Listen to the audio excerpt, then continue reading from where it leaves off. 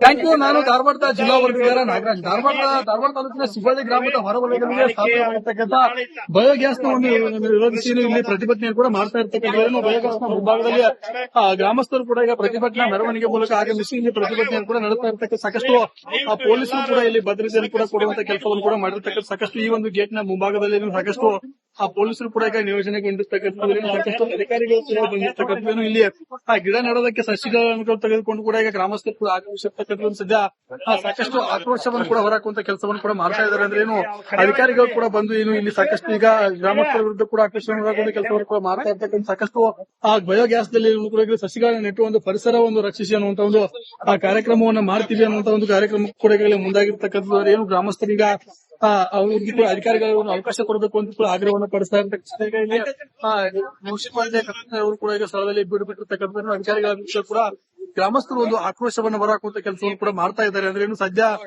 ಈ ಒಂದು ಬಯೋಗ್ಯಾಸ್ ನ ಒಂದು ಬಯೋಗ್ಯಾಸ್ ನ ಘಟಕ ಏನಿದೆ ಇದೇ ಒಂದು ಘಟಕದಲ್ಲಿ ಕೂಡ ಅವರಿಗೆ ಅವಕಾಶವನ್ನು ಕೊಡಬೇಕು ಅಂತ ಹೇಳಿ ಕೂಡ ಈಗ ಆಗ್ರಹವನ್ನು ಪಡಿಸ್ತಾ ಇರ್ತಕ್ಕಂಥ ಅವರಿಗೆ ಈಗ ಸದ್ಯಕ್ಕೂ ಕೂಡ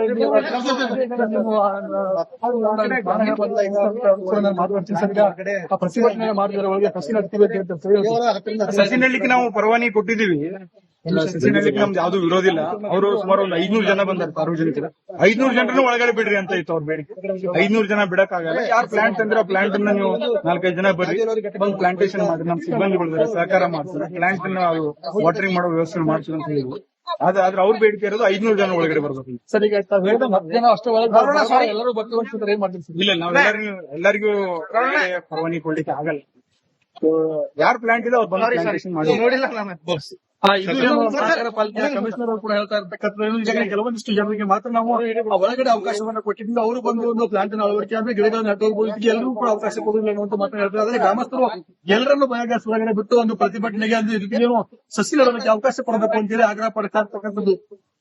ಇದಿಷ್ಟು ಇಲ್ಲಿನ ಸುದ್ದಿ ಮತ್ತು ಸುದ್ದಿಯನ್ನು ನನ್ನ ಸಹೋದರಿಗೆ ಕೊಡ್ತಾರೆ. ಹೊರಟು